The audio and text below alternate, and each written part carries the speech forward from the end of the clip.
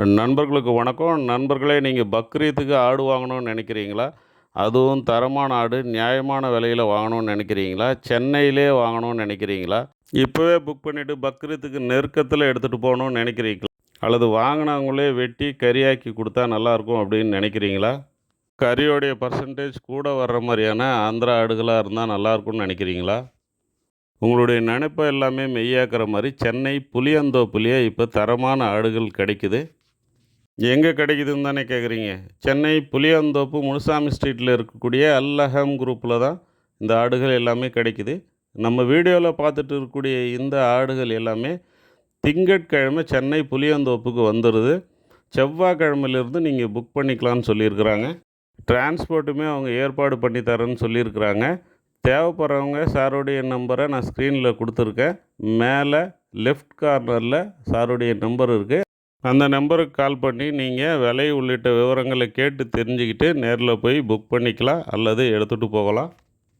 இவங்களுக்கு ஆந்திராவிலுமே பண்ணை இருக்குதுன்னு சொல்லியிருக்காங்க. அங்கேருந்து தான் இப்போ இங்கே வரப்போகுது, அதாவது சென்னை புளியந்தோப்புக்கு வரப்போகுது. ஆஃப்டர் பக்ரீத் பார்த்திங்கன்னா தமிழ்நாடு ஃபுல்லாக ஆந்திராவிலேருந்து நாங்கள் டெலிவரி கொடுக்குறோன்னு சொல்லியிருக்கிறாங்க. பக்ரீத்துக்கு அப்புறம் பல்காக தேவைப்படுறவங்க கூட இவங்கக்கிட்ட ஆர்டர் பண்ணி எடுத்துக்கலாம் அப்படின்ற மாதிரி சொல்லியிருக்கிறாங்க. அட் ப்ரெசண்ட், அதாவது செவ்வாய்க்கிழமையிலேருந்து இவங்கக்கிட்ட 25 கிலோவிலேருந்து 40 கிலோ வரைக்கும் ஆடுகள் கிடைக்கும். இதை விட பெரிய ஆடுகள் கூட வர இருக்குது, ஆனால் 2-3 நாள் கூடுதலாக ஆகும். 25 கிலோவிலேருந்து 40 கிலோ வரைக்குமான ஆடுகள் வேணுன்றவங்க நீங்கள் செவ்வாய்க்கிழமையிலேருந்தே புக் பண்ணிக்கலாம். இன்னுமே பெரிய ஆடுகள் வேணுன்றவங்க ஃபோன் பண்ணி கேட்டுட்டு அப்புறமா நீங்கள் வந்து புக் பண்ணிங்க.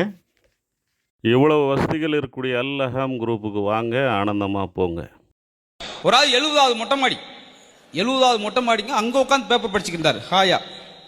அங்கே வந்து சொன்ன, சுரேஷு உன் பையன் இறந்து போயிட்டான். படக்குன்னு பேப்பரை போட்டு குதிச்சுட்டாருங்க 70வது மாடிலேருந்து.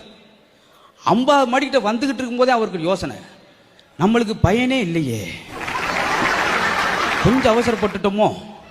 40 மாடிக்கிட்டு வரும்போது இன்னொரு யோசனை, அடைச்சா இன்னும் நம்மளுக்கு கல்யாணமே ஆகலையே, ஐயோ எங்கிட்டு கத்துனாங்களோ.